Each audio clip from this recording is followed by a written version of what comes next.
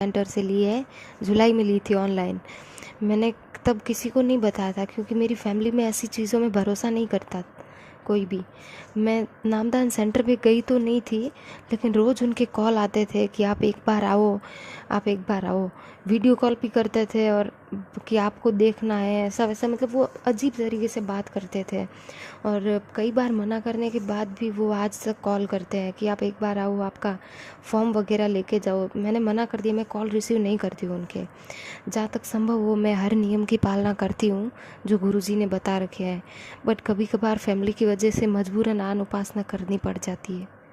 मैंने फैमिली में बताया था कि मैं ऐसी आन उपासनाएं नहीं करूँगी, लेकिन वो गुरुजी के बारे में ही उल्टा सीधा बोलने लग गए, गालियाँ देने लग गए उन्हें। तो मैंने छोड़ दिया, मैंने कहा चलो ठीक है, मैं आपकी बात मान लूँगी। बट मैंने वो मन से नहीं बोला था, मेरे मन में ऐसा कुछ नहीं था।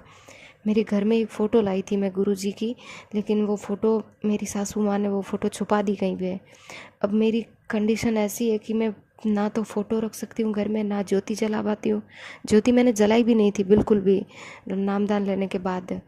मेरे पास कोई चरणामृत भी नहीं है, और ना वो गले वाला कुछ देते हैं ना गुरुजी, वो कुछ भी नहीं है। मुझे प्रथम मंत्र मिला है, उसका जाप करती हूँ, और 3 आरती है ना तीनों टाइम की, वो भी टाइम पे करती हूँ मैं। और गुरुजी के काफ़ी सत्संग सुने हैं मैंने, उनमें ये भी बताया कि मृत्युभोज वगैरह ऐसा नहीं खाना चाहिए हमें।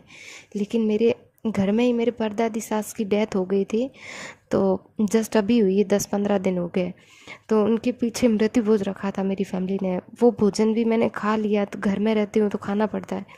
और मेरे पापा मेरे लिए कुछ पैसे वगैरह लाए थे, वो मृत्युभोज रखा था ना 12 दिन के बाद, उस दिन वो भी मैंने ले लिए। 51,000 रुपये दिए थे मेरे पापा ने, और मेरे हस्बैंड को एक सोने की रिंग भी दी थी, वो भी हमने ले ली।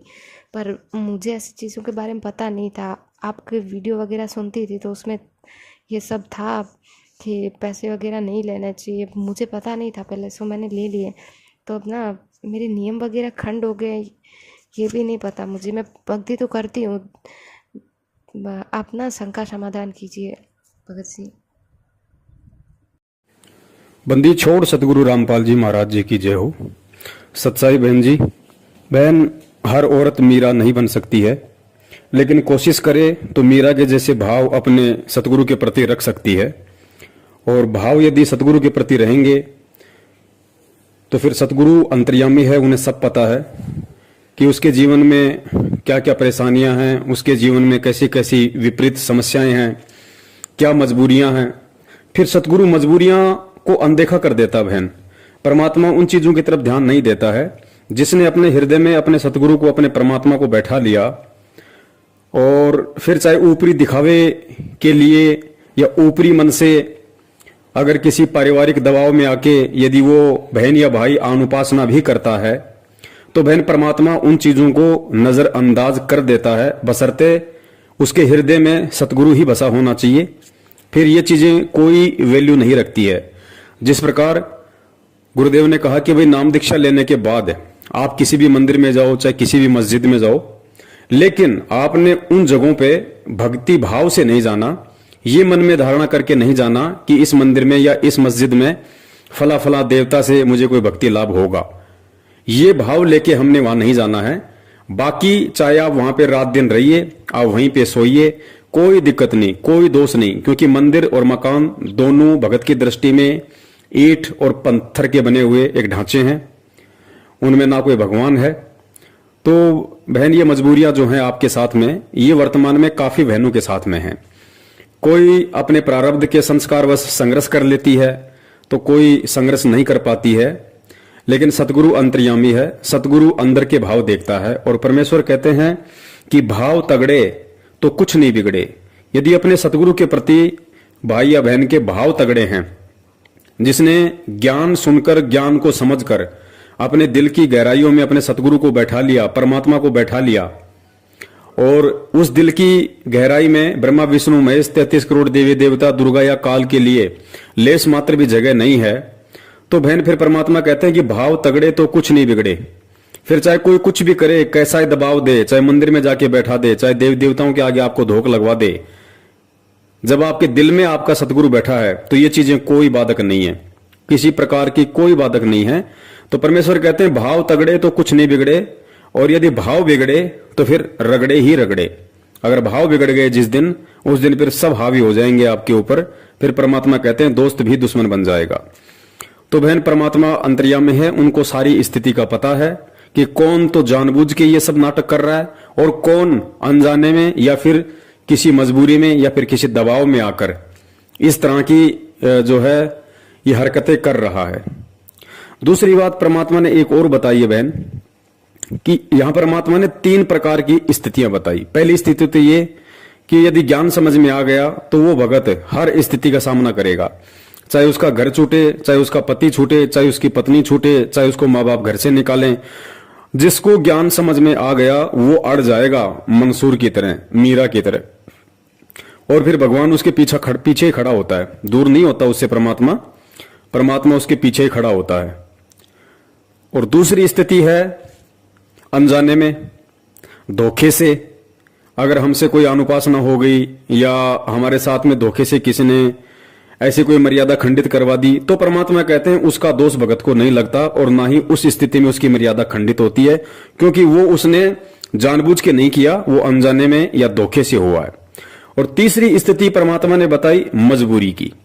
मजबूरी यानी भगत को ज्ञान भी है, उसको पता भी है कि अगर ये नियम परमात्मा का तोड़ूंगा तो इस नियम की ये सजा है और मैं परमात्मा से दूर हो जाऊंगा, परमेश्वर अपना पंजा मेरे शीश से उठा लेगा। ऐसी स्थिति में सब कुछ पता होने के बाद भी यदि वो दबाव में आके, मजबूरी में आके यदि वो परमात्मा का नियम खंड करता है, तो ऐसी स्थिति में गुरुदेव ने बताया कि जहां उसकी मौत होनी होगी वहां परमात्मा उसकी एक टांग तोड़ के रख देगा। जहां उसके संस्कारवश उसकी मौत लिखी होगी वहां परमात्मा इतना लाभ दे देगा, इतना बचाव कर देगा कि खाली उसका हाथ या पैर ही टूट के रह जाएगा। कहने का मतलब है कि भगत को 20 से 25% नुकसान उसके संस्कारवश वहां पे हो सकता है यदि उसका कोई माड़ा संस्कार हुआ तो ऐसी स्थिति है बहन इस भक्ति में। तो पुण्यात्मा, हमारे को अभी तक तत्व ज्ञान नहीं मिला था और जिस कारण से हमने यही सोच लिया था भी ये दुख सुख तो आते ही रहेंगे और ऐसे ही डमडमा चलेगा। नहीं, परमात्मा के चरणों में आने के बाद आपके ऊपर कोई आपत्ति नहीं आवेगी, आपके घर में हानि नहीं होगी। आपत्ति आवेगी तो को पहाड़ टूटना हो, सूली की सजा कांटे में टल जाएगी, जान जानी हो टांग टूट कर बच जाएगी। तो इस तरह की आपकी वो भी हमारी कुछ कमियां रह जाती हैं, जिस कारण से हम थोड़ा बहुत कष्ट इसलिए भी उठाना पड़ जाता है क्योंकि हम थोड़े हैं। एक घर में एक भाई ने या बहन ने, बेटी ने, बेटे ने नाम ले लिया, बाकी पूरा परिवार विरोधी है उसका, तो उसके नियमों को चलने नहीं देता। इस कारण से वो कोई ना कोई लोक लाज में, दबाव में छोटी मोटी मर्यादा भंग हो जाती है, जिस कारण से आने वाले संस्कार, बुरे संस्कार का समय सद गया, वो आना हुआ उधर से नाम टूट गया तो काल का दाव लग जाता है। तो फिर भी इतना बचाव कर जाते हैं परमात्मा। थोड़ी बहुत मजबूरी या अज्ञानता में अनजानपने की तो माफ़ी है, और मजबूरी में जैसे मजबूरी माँ के तोड़ लिया तो जान जानी होगी तो टांग जरूर टूटेगी, और मर्यादा पूरी होगी तो एक आपका छींट भी ना लगने दे भगवान, अगर आप नियम नहीं तोड़ोगे, सत्कर मान लेना। तो आपको परमात्मा के प्रत्येक नियम का पालन करते हुए सत भक्ति करनी चाहिए और करते रहो, आपका बेड़ा पार हो जाएगा। बोलो सतगुरुदेव। दूसरी बात, ठीक है आप संघर्ष नहीं कर पा रही हैं, लेकिन आपने अपने दिल में अपने सतगुरु को बैठा रखा है, बहुत अच्छी बात है। गुरुदेव ने कहा कि यदि सत्संग भी आप सुनते रहेंगे, परमात्मा के सत्संग भी यदि आप सुनते रहे, तो परमेश्वर कहते हैं कि सत्संग मात्र से 70% लाभ भगत को मिलता है। सत्संग सुनते रहने से ही 70% लाभ परमात्मा भगत को देता है।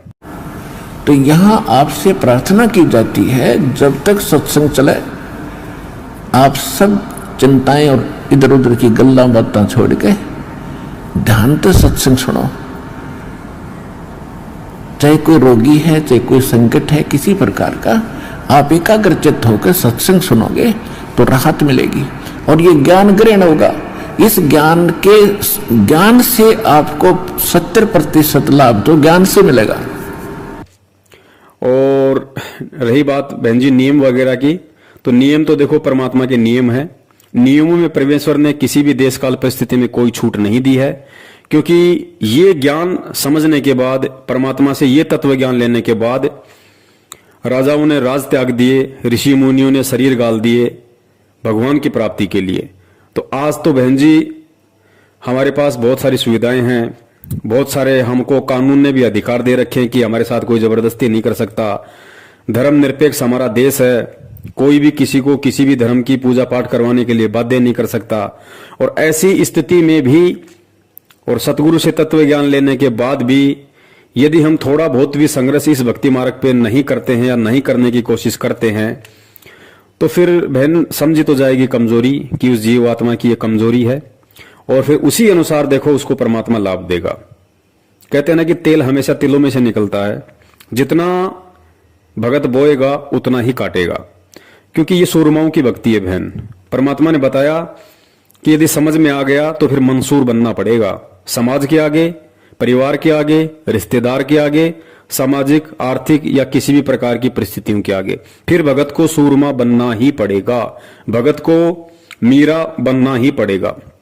नहीं बनता है उसकी अपनी कमजोरी है, और जितना वो करेगा उतना परमेश्वर उसको अवश्य देगा। लेकिन वर्तमान में आप जी लगी हुई हैं सतगुरुदेव जी की भक्ति पे, ये भी अपने आप में एक बहुत बड़ी बात है। तो परमेश्वर अवश्य आपका बचाव करेंगे, इसमें तो कोई दो राय नहीं है।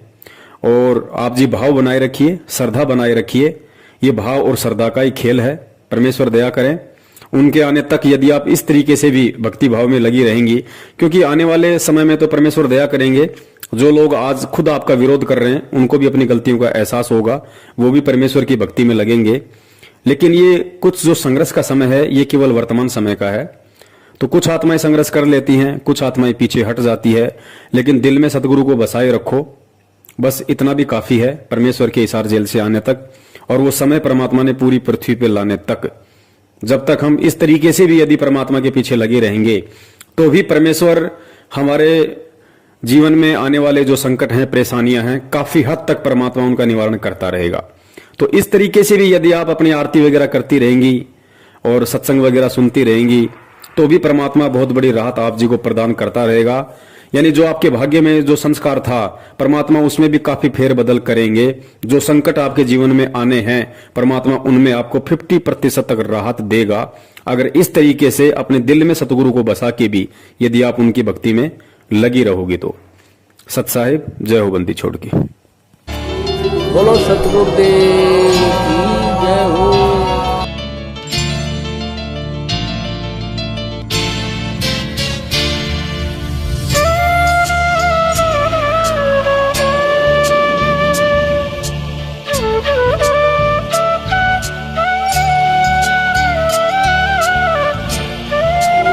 बोलो सतगुरुदेव